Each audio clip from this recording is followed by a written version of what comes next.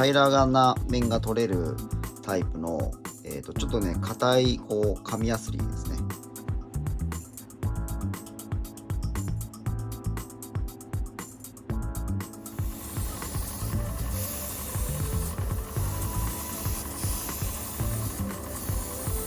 隙間がねあまり大きいとねちょっと逆に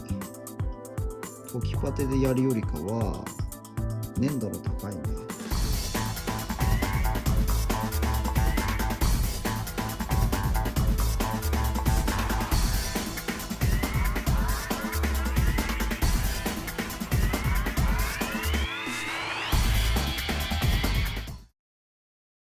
パテがねおおよそ乾いてきたので、今ね研ぎ出しの方を始めます。研ぎ出す時は、こういうね、平らな面が取れるタイプの、ちょっとね硬い紙やすりですね。これを使ってやっていきましょう。これねウェーブ製のやつなんですけど、これ400番ですね。これねすごく使いやすいです。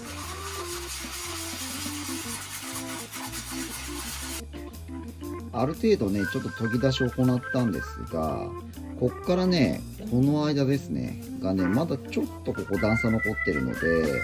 もう一回ねちょっとパテ埋めをして、乾燥した後にね再度、研ぎ出しの方を行います。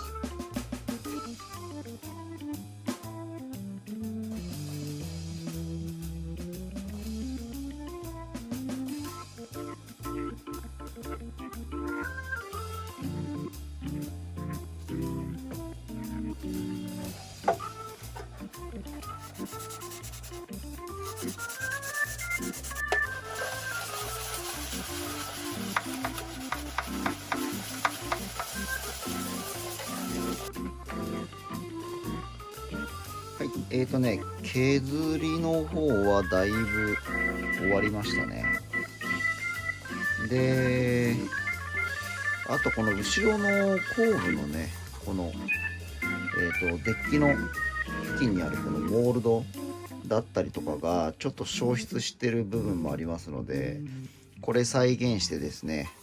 で、一旦ね、ちょっとね、合わせ面の部分にね、サーフェイサーかけてみて、合わせ目がね消えたかどうか確認してみましょう。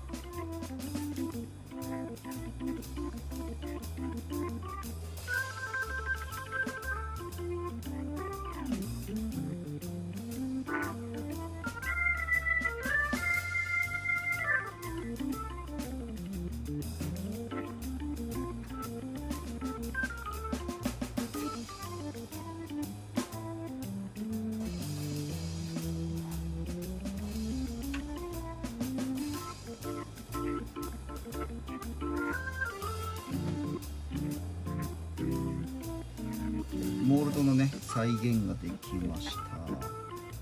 ちょっとね段差があるのでわからなくなるくらいまでね多少ちょっと整形していきます。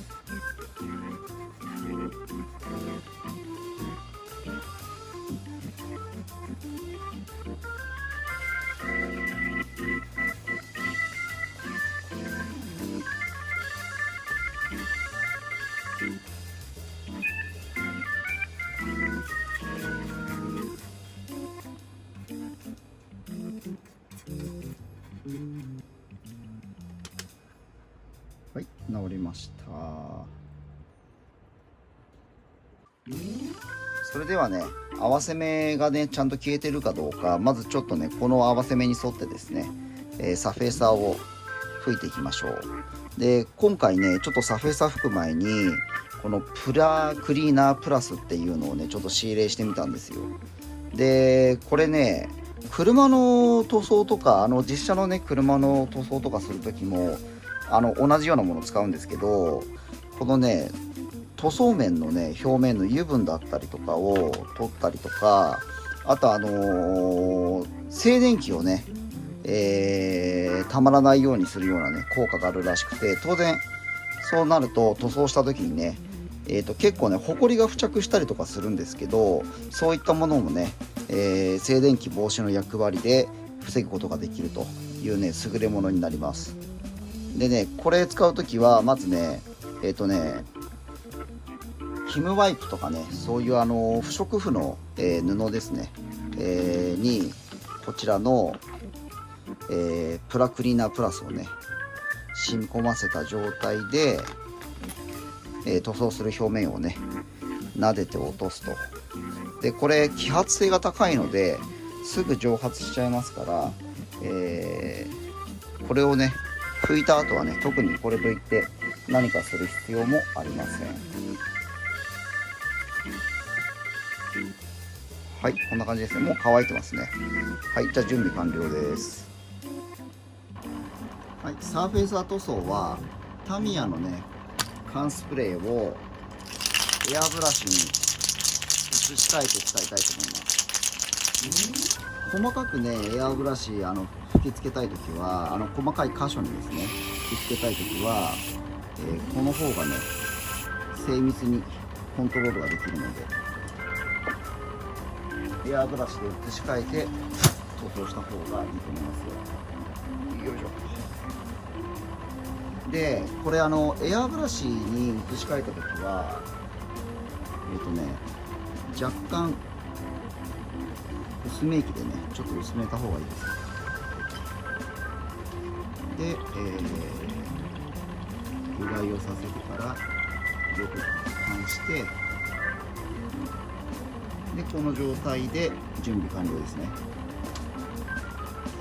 はい、それではねちょっと塗装やっていきましょう。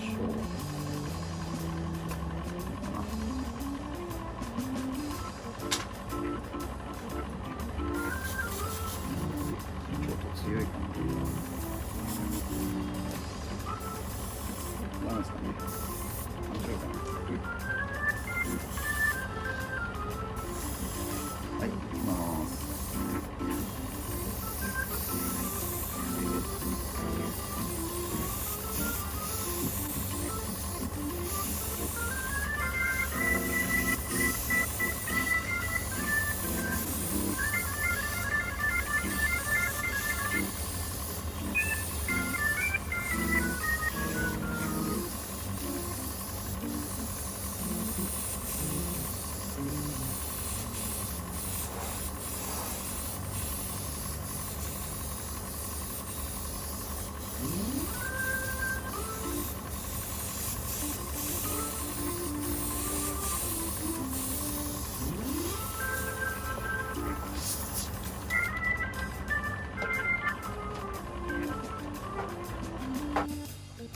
はい、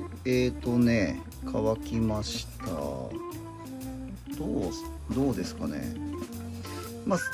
あ、合わせ目はまあ消えてますね。大丈夫そうだと思います。後ろも大丈夫かな。後ろも大丈夫そうですね。で前側も合わせ面がなくなってます。はい、大丈夫でしょう。そしたらね全体的にサフェーサーをかけていくんですが、その前にね、この両弦にですね、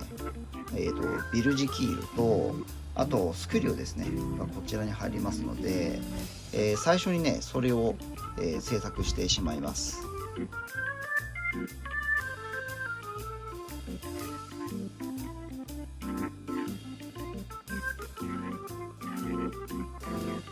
はい、両弦にねビルジキールの接着の方終わりまして、であと後ろもねスクリューの方の取り付け、スクリューの軸だけですねの取り付けが終わったんですが、このねビルジキール接着で留めてるんですけど、実際ね結構隙間とかがねこことか結構ひどいんですけどできちゃってるんですよ。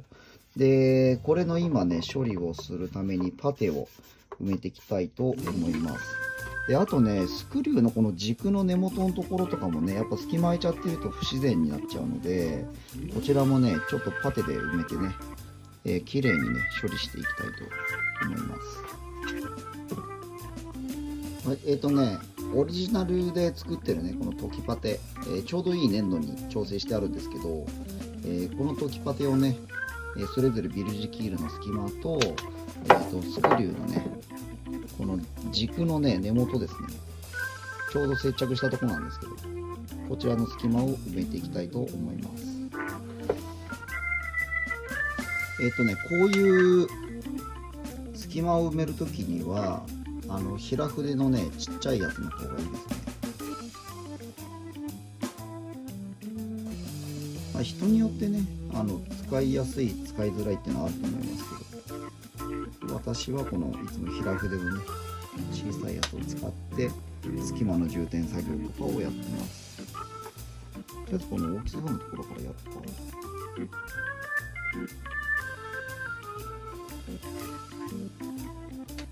隙間がねあまり大きいとねちょっと逆にトキパテでやるよりかは粘度が高いね。通常のパテでラッカーパテとかでね埋めちゃった方が綺麗に埋まることもありますので、そこはねちょっとケースバイケースでやっていった方がいいと思います。であとねトキパテって結局中にラッカーのシンナーが混じってるので揮発するとね縮むんですよね。なので乾燥してみないとね最後の最後までちょっとわからないんですね。なんでちょっと今回も塗ってる瞬間はね綺麗に埋まったなと思ってても、実は乾いてくると隙間がねまたできてしまったりとかいうこともありえますので、そこはちょっと乾燥して様子を見てみましょう。また再度ねそしたら埋めるだけなんで。あとこれ私の動画で何度もお話ししてますけど、この隙間をね充填するときは基本的に筆をね筆先をこの隙間にちょうど潜り込ませるというか隙間にこう差し込むようにね塗っていくのがいいですね。だから結局立てるんですよね筆をね。こう横に動かしちゃうとね隙間にうまくちゃんと入ってないんですよね実は。なので筆はね立てるようにして隙間をこう充填させていく。結局後でなんかシンナーとかで受け取っちゃったりとかするので、実はねそんなにこのはみ出してしまったところはね綺麗じゃなくても結局なくなっちゃうからあんま意味ないですよね、綺麗に仕上げても。なのでそれよりかはちゃんと隙間にパテが入ってること、とりあえずそれだけを目指してやりましょう。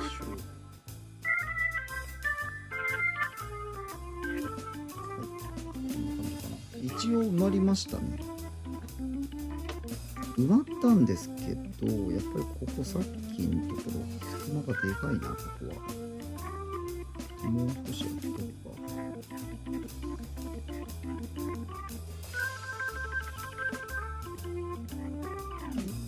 ちょっとこれで様子見ますかね。はい、ちょっと様子見ましょう。で表側もね結構隙間空いちゃってるんで、ここもやっぱりねちょっと埋めてった方がいいですね。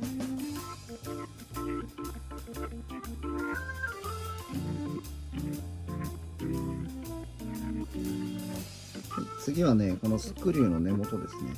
あとこの取り付いてるねここのステーですね。この軸系のところですね。この部分もねこことここもね隙間ちょっと空いちゃってるんで、ここもちょっとね埋めたいと思います。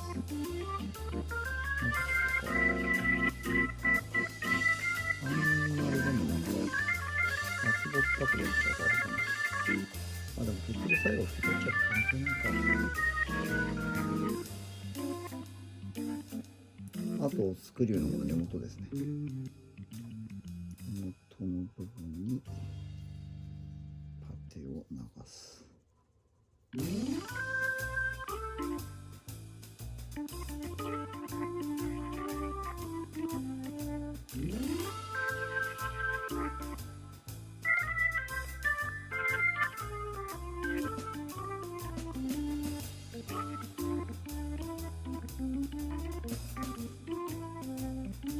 そうですね、とりあえずちょっと10分ぐらい放置して、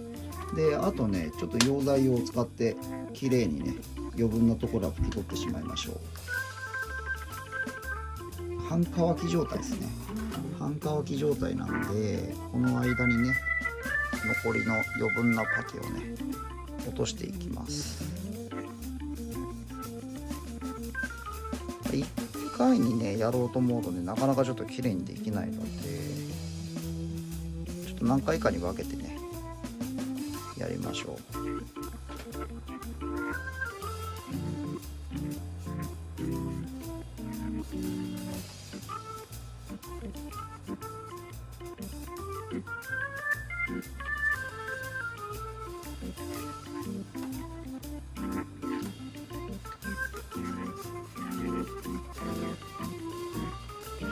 やっぱりここ隙間がまだ空いてますね。ここはあれかな、ちょっと通常のラッカーパテとかでちょっと持っといた方がいいかもしれないですね。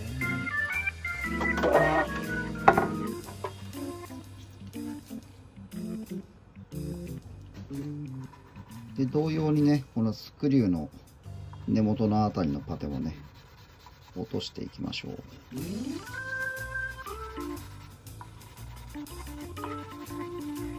こっちもあれかな、ち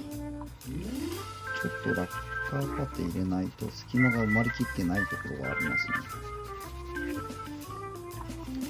ちょっと後で充填しましょう。とりあえずね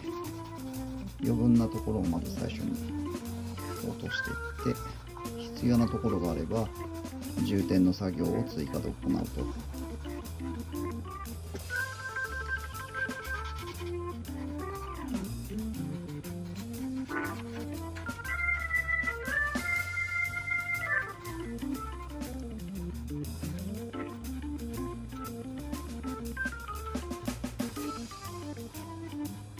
やっぱりここの箇所と、あと根元のね、多少この辺とかもそうなんですけど、ちょっとね、通常のラッカーパテで充填していきたいと思います。でまずは、ラッカーパテをね、こういう何かの上にこうやって取り出しておいて、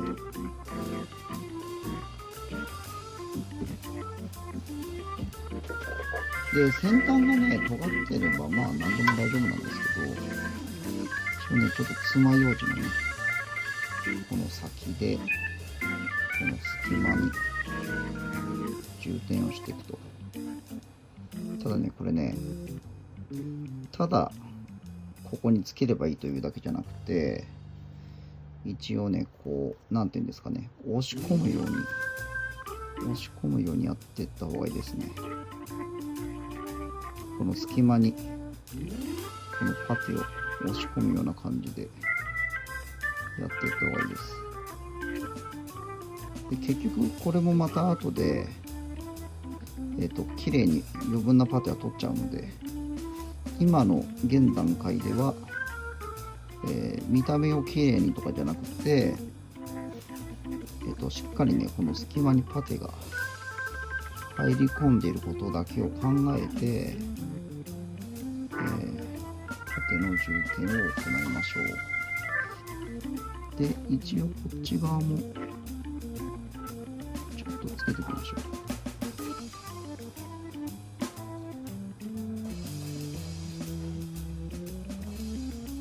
この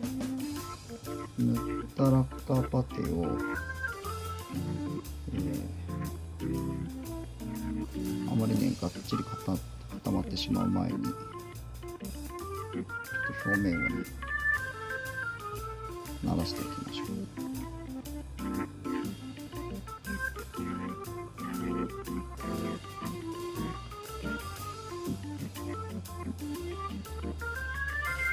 一応ねちょっと乾いてしまう前に余分なところは落として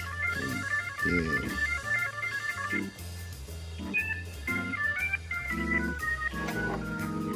て、はい、一応充填して隙間はなくなったと思うんですけど、まだねちょっと表面処理しきれてないところがあるので、これはねちょっとちゃんと、充填したねラッカーパテが乾いてから、研ぎ出しをしたりとかしてねちょっときれいにしていきたいと思います。でちょっとこの間にねやりたいことがあるんで次行きましょう。